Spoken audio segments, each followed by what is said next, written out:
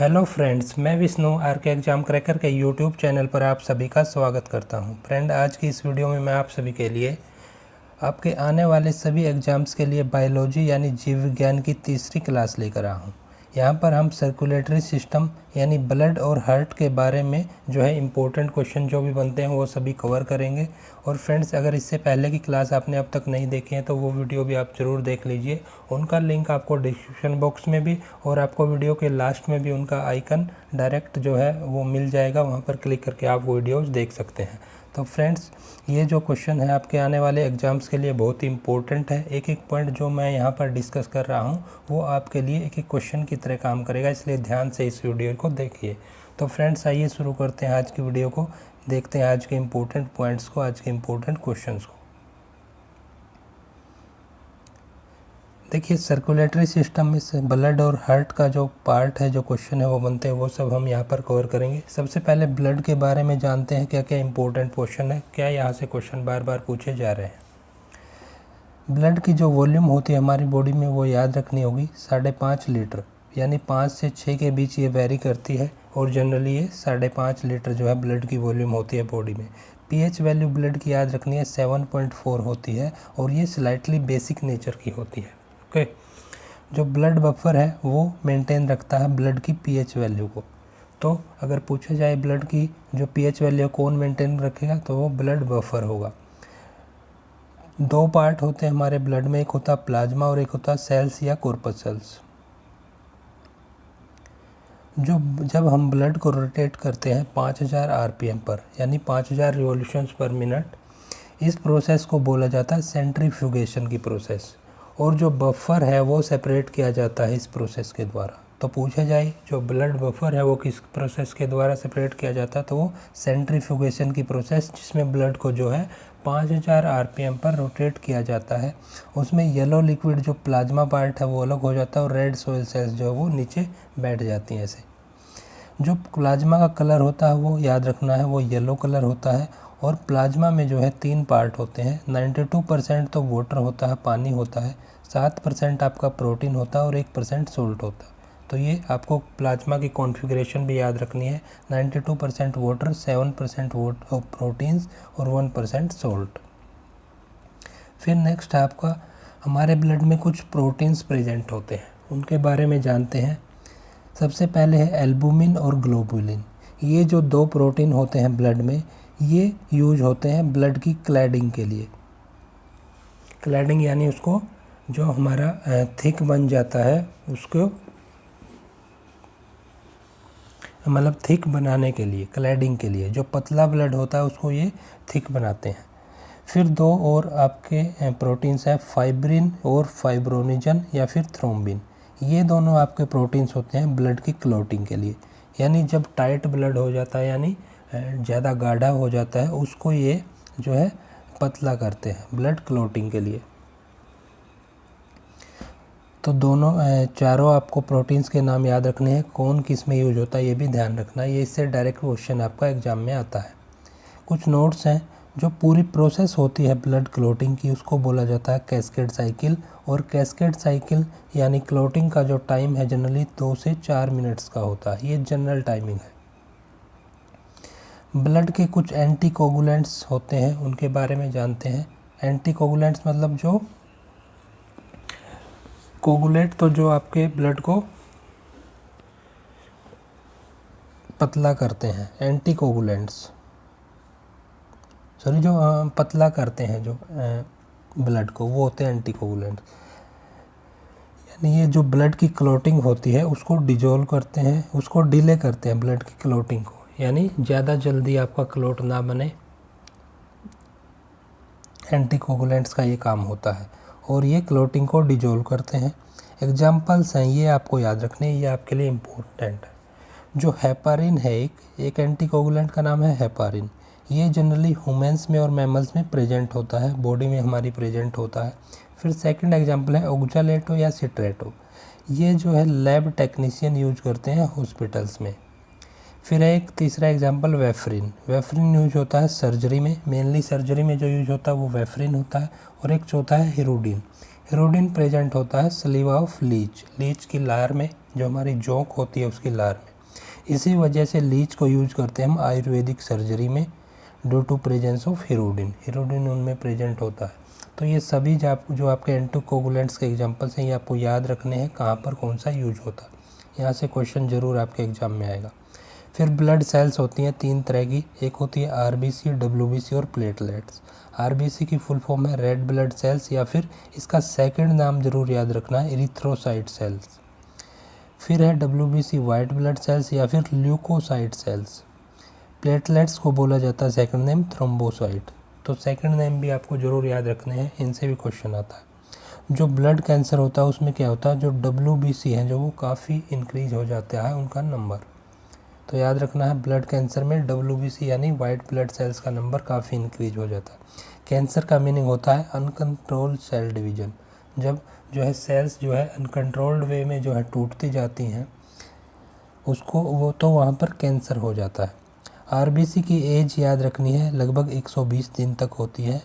WBC लगभग 5 type की होती हैं और उनकी एज जो है फिक्स नहीं है। प्लेटलेट्स की एज जो है 1 वीक की होती है।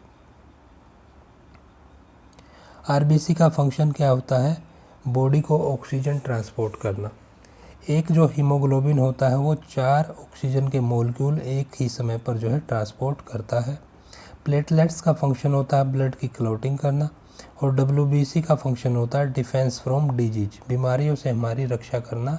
टू प्रोवाइड इम्यूनिटी, प्रतिरोधक जो अक्षमता है जो हमारी बीमारियों से लड़ने की उसको पैदा करना, और हमें जो है बीमारियों से सुरक्षित करना, प्रोटेक्ट करना, ये डब्ल्यूबीसी का फंक्शन। तो तीनों सेल्स के हमें फंक्शन भी याद रखने होंगे, कौन सा कहाँ पर यूज होता है। डब्ल्यूबीसी क्या करता है प्रोटेक्ट करने के लिए हमारी बॉडी को, ये एंटीबॉडीज बनाता है for defence of our body. जो ये एंटीबॉडीज होते हैं ये हमारी बॉडी में सोल्जर की तरह, एक सैनिक की सिपाही की तरह जो है काम करते हैं। जब बैक्टीरिया और फंगिस है जिनको नाम दिया जाता है एंटीजन का, जब ये अटैक करते हैं हमारी बॉडी पर तभी ये बॉडी जो है एंटीबॉडीज बनाती है। एंटीजन्स जो है हमारी बॉडी के एनिमी होते हैं, हमारी बॉडी के जो है दुश्मन की तरह काम करते हैं। जैसे बैक्टीरिया हुआ, फंगस हुआ, इनको बोलते हैं एंटीजन्स। तो डिफरेंस याद रखना है। और इनके अगेंस्ट जो हमारी बॉडी की जो है प्रोटेक्शन करेंगे वो बनती है एंटीबॉडीज। तो एंटीबॉडीज तभी बनती हैं जब जो है एंटीजन अटैक करते हैं। एंटीबॉडीज का दूसरा नाम भी याद रखना, यह है इम्यूनोग्लोबिन, आईजी से डिनोट करते हैं। फिर नेक्स्ट है आपका एड्स। एड्स एक बीमारी है, उसकी फुल फॉर्म याद रखनी है एक्वायर्ड एमिनो डिफिशियंसी सिंड्रोम। इसकी फुल फॉर्म ही कई बार एग्जाम्स में पूछी गई है। जो डब्ल्यूबीसी होती हैं वाइट ब्लड सेल्स, जिसको लिम्फोसाइट्स भी बोलते हैं, उनमें एक टी सेल्स होती हैं, ये जो है इस एड्स की डिजीज़ में डिस्ट्रॉय हो जाती हैं। एक पार्ट होता है डब्ल्यूबीसी का टी सेल्स, ये जो है एड्स की बीमारी में जो है डिस्ट्रॉय हो जाती है। एचआईवी इसका वायरस होता है, ह्यूमन इम्यून डिफिशियंसी वायरस, इसी के कारण जो है ये एड्स की बीमारी होती है। और ये रेट्रो वायरस टाइप का एक वायरस है। रेट्रो वायरस जो है उसमें मेन जेनेटिक मटेरियल जो होता है आरएनओ, राइबोन्यूक्लिक एसिड होता है, और रोटा वायरस जो होता है उसमें स्पेशल एंजाइम होते हैं रिवर्स ट्रांसक्रिप्टेज। वायरस याद रखना है, हमारी बॉडी के अंदर जो है वायरस को वायरस नाम दिया जाता है और विरियन इसको आउटसाइड बॉडी बोला जाता है। तो दोनों डिफरेंस याद रखने हैं। वायरस को वायरस इनसाइड बॉडी बोला जाता है, लेकिन बाहर बॉडी के इसको विरियन बोला जाता है। नेक्स्ट इंपॉर्टेंट पॉइंट से एक है टेस्ट। विडाल टेस्ट होता है वो टाइफाइड की डिजीज़ के लिए होता है। तो कौन सा टेस्ट किसके लिए होता है, यहाँ से क्वेश्चन एग्जाम में पूछा जाता है। एक होता है एलिसा टेस्ट, ये एड्स के लिए होता है। तो एड्स के लिए टेस्ट हो गया एलिसा टेस्ट, और टाइफाइड के लिए विडाल टेस्ट। एलिसा टेस्ट की फुल फॉर्म देखेंगे। एलिसा की फुल फॉर्म होती है एंजाइम लिंक्ड इम्यूनोसोर्बेंट एसे। एक होता है आपका वेस्टर्न ब्लॉट टेस्ट, ये भी एड्स के लिए होता है। तो एड्स के लिए 2 टेस्ट हैं, एलिसा और वेस्टर्न ब्लॉट। एक आपका मेंटोक्स टेस्ट है, ये टीबी के लिए यानी ट्यूबरकुलोसिस के लिए होता है। टीबी के लिए एक डॉट नाम का प्रोग्राम चलाया जाता है, डायरेक्ट ऑब्जर्वेशन थेरापी, जो 6 महीने का एक कोर्स होता है। तो ये टीबी के लिए चलाया जाता है। सबसे जो लार्जेस्ट वाइट ब्लड सेल है उसका नाम होता है मोनोसाइट। तो ये एक एक पॉइंट आपके लिए एक क्वेश्चन बनता है, तो ये आपको ध्यान रखने होंगे। आरबीसी के बारे में कुछ पॉइंट देखते हैं। एज हम पहले भी देख चुके हैं, इसकी एज जो है 120 दिन होती है। ये आखिरी दिन क्या करती हैं, जब इसकी एज पूरी हो जाती है 120वें दिन, ये लीवर के पास जाती हैं। लीवर एक मेटाबॉलिक ऑर्गन का काम करता है और ये आरबीसी को डिस्ट्रॉय करता है। तो पूछा जाए कौन डिस्ट्रॉय करता है आरबीसी को, तो लीवर। लीवर जो है आरबीसी को दफनाता कहाँ पर है, बरी कहाँ पर करता है, स्प्लीन में। जो हमारी स्प्लीन होती है, स्प्लीन को ही ग्रेवयार्ड ऑफ आरबीसी बोला जाता है। देखिए करता कौन है, ये इसको जो है डिस्ट्रॉय करता तो लीवर है, लेकिन कहाँ पर दफनाता है, कहाँ पर इसको बरी करता है, ये स्प्लीन में जाके। स्प्लीन को ग्रेवयार्ड ऑफ आरबीसी बोला जाता है। स्प्लीन जो है वो हार्ट के नीचे प्रेजेंट होती है और लीवर के ऊपर। दूसरा नाम भी है स्प्लीन का, ब्लड बैंक ऑफ बॉडी। तो blood bank of body, blood कहाँ पर बनता है, स्प्लीन में। और ज़रूरत पड़ने पर जो स्प्लीन है वो रिसाइकिल या रीजनरेट भी करती है आरबीसी को, यानी हीमोग्लोबिन को भी ये रीजनरेट करती है। तो रीजनरेट कौन करता है, स्प्लीन। सबसे जो हाईएस्ट रीजनरेशन पावर होती है हमारी बॉडी में वो होती है लीवर की, और सबसे कम जो रीजनरेशन जिसको दोबारा से रीजनरेट किया जा सकता है वो ब्रेन की होती है। ब्लड रीजनरेशन आपका स्प्लीन में होता है। तो ये सभी पॉइंट्स आपको याद रखने हैं। फिर नेक्स्ट आपका ब्लड बनता कहाँ पर है, ये बनता है बोन मैरो में। और ब्लड कैंसर में क्या होता है, जो बोन मैरो है उसको ट्रांसप्लांट किया जाता है फिटस के लिए। जो अनबोर्न बेबी है, जिसका अब तक जन्म नहीं हुआ, जो भ्रूण है, उसमें जो है ब्लड बनता है वो लीवर में भी बनता है, स्प्लीन में भी। अगर दोनों ऑप्शन आए तो आपको लीवर को टिक करना है, नहीं तो स्प्लीन आपको टिक करना है, अगर लीवर ऑप्शन में नहीं है तो याद रखना आपको बोन मैरो में ब्लड बनता है और बनाता कौन है, जो स्प्लीन। आरबीसी जो रेड ब्लड सेल्स हैं उसमें हीमोग्लोबिन प्रेजेंट होता है और इसी के कारण हमारे ब्लड का कलर जो है रेड होता है। तो रेड कलर ब्लड का जो होता है वो हीमोग्लोबिन के कारण। प्लांट्स में भी ऐसे ही ग्रीन कलर होता है उसकी लीव्स का, due to presence of chlorophyll. तो दोनों का याद रखना है। प्लांट्स में क्लोरोफिल होता है जिसके कारण जो है उनका ग्रीन कलर होता है, और हमारे ब्लड का कलर रेड होता है हीमोग्लोबिन की वजह से। हीमोग्लोबिन में जो है क्या क्या प्रेजेंट होता है, एक तो आयरन, Fe सिंबल होता है इसका, प्लस एक पोरफायरिन रिंग होती है जो कि एक हेक्सागोनल रिंग होती है आयरन के चारों तरफ। तो हीमोग्लोबिन में याद रखना है आयरन प्लस पोरफायरिन रिंग, एक हेक्सागोनल टाइप की रिंग है आयरन के चारों तरफ। ऐसे ही क्लोरोफिल में जो है मैग्नीशियम प्लस पोरफायरिन रिंग होती है। तो याद रखना है क्लोरोफिल में मैग्नीशियम और हीमोग्लोबिन में आयरन। नॉर्मल जो हमारा HP, जो ब्लड का जो हीमोग्लोबिन का लेवल होता है बॉडी में, वो 14 ग्राम पर 100 ml ऑफ ब्लड होता है। तो ये मेल्स के लिए है, फीमेल्स के लिए 12 तक होता है ये। कुछ इंपॉर्टेंट नोट्स हैं, कुछ इंपॉर्टेंट वैल्यू है। आयरन की डिफिशियंसी से एनीमिया डिजीज हो जाती है बॉडी में। तो एनीमिया की किसकी डिफिशियंसी से होती है, आयरन की। ब्लड प्रेशर जो है उसको एक डिवाइस है, इंस्ट्रूमेंट है जिसके द्वारा नापा जाता है, वो है स्फाइगमोमैनोमीटर। याद रखना नाम, स्फाइगमोमैनोमीटर। नॉर्मल जो ब्लड प्रेशर है बॉडी में वो होता है 120/80 mm ऑफ Hg। जब ब्लड प्रेशर जो है हाई हो जाता है, यानी 150/90 हमने ले ली एक वैल्यू mm ऑफ Hg।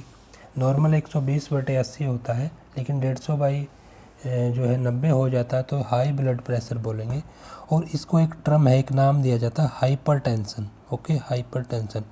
तो हाई ब्लड प्रेशर में सोल्ट नहीं खाया जाता, कॉफ़ी नहीं पी जाती, दोनों का जो है इस्तेमाल जो है यूज छोड़ दिया जाता है। एक होता है लो ब्लड प्रेशर, जब कम हो जाता है ब्लड प्रेशर, इसको टर्म दिया जाता है हाइपोटेंशन।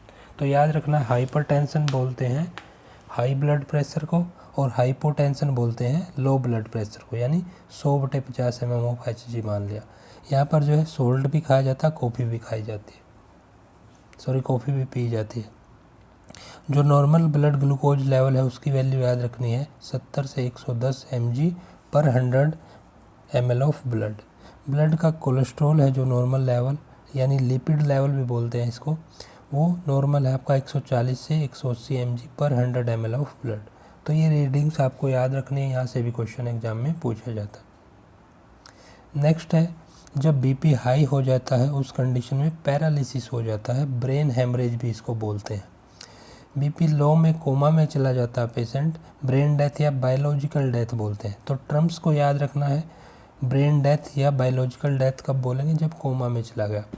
फाइनली उसकी जो है डेथ नहीं हुई है, सिर्फ ब्रेन डेथ और बायोलॉजिकल डेथ बोलते हैं इसको बीपी लो में।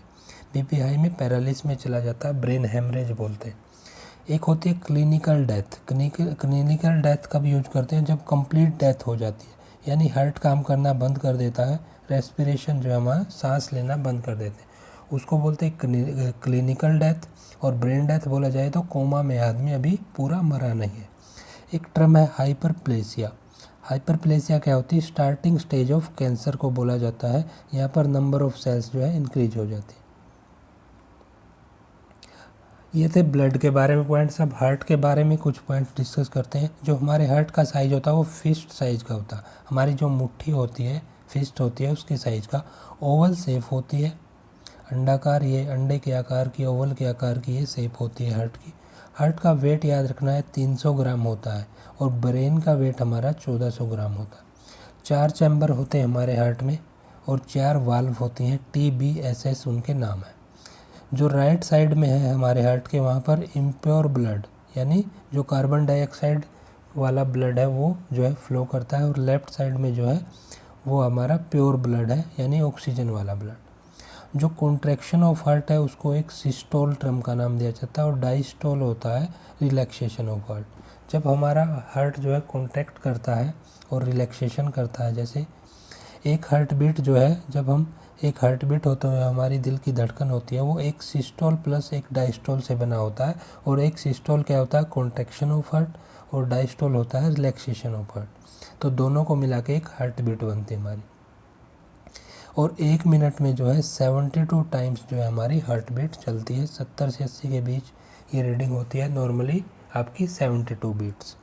न्यूबॉर्न बेबी में, ये अडल्ट के लिए है, अगर न्यूबॉर्न बेबी में बात की जाए तो उसका जो हार्ट बहुत ज़्यादा बार धड़कता है, 140 बीट्स पर मिनट, 140 से 50 के बीच। न्यूबॉर्न बेबी में बोन्स की जो नंबर है वो भी देखते हैं हम, 300 होता है। अडल्ट में आपका बोन्स का नंबर 206 होता है।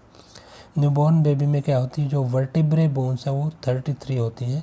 अडल्ट में वर्टिब्रे बोन्स का जो नंबर है वो 26 होता है, 26 होता है।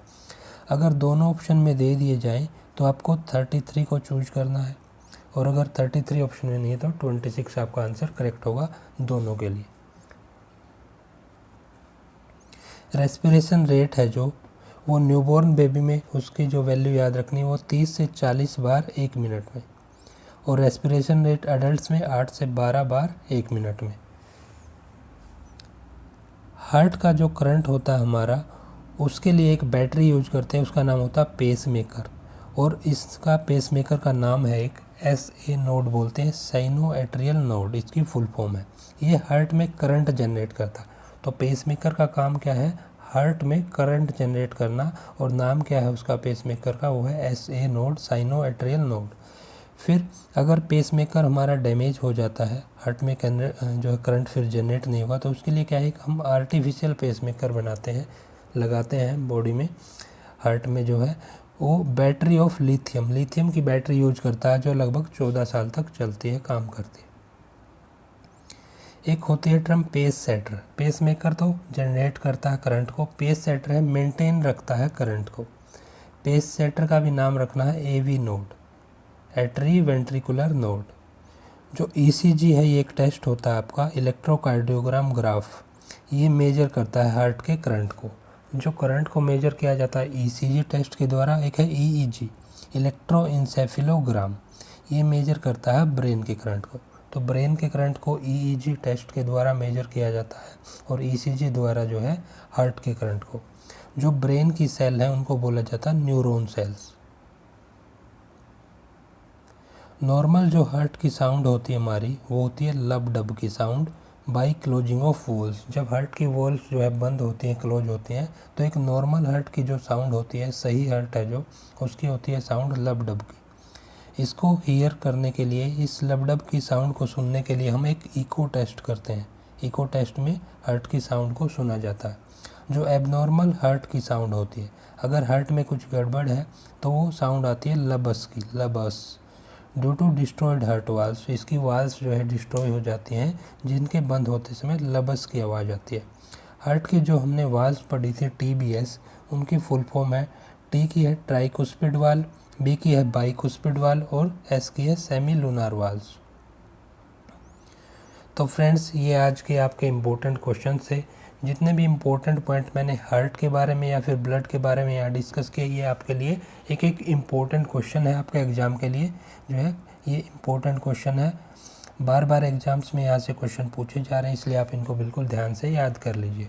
और फ्रेंड्स, अगर आपको वीडियो और जब मैं यहाँ पर आपके लिए कंटेंट लेकर आ रहा हूँ, अगर पसंद आ रहे हैं तो वीडियो को लाइक ज़रूर करें, ज़्यादा से ज़्यादा अपने फ्रेंड्स के साथ शेयर करें, और हमारे डेली क्लासेज के लिए चैनल को सब्सक्राइब जरूर कर ले, बेल आइकन को ज़रूर प्रेस कर ले। इससे आपको हमारी वीडियोज़ के नोटिफिकेशन मिलते रहेंगे, आप आसानी से हमारी वीडियोज़ को देख पाएंगे। तो फ्रेंड्स, आज की वीडियो को समाप्त करते हैं और मिलते हैं नेक्स्ट वीडियो में और इम्पोर्टेंट कंटेंट और इम्पोर्टेंट क्वेश्चंस के साथ। Thank you.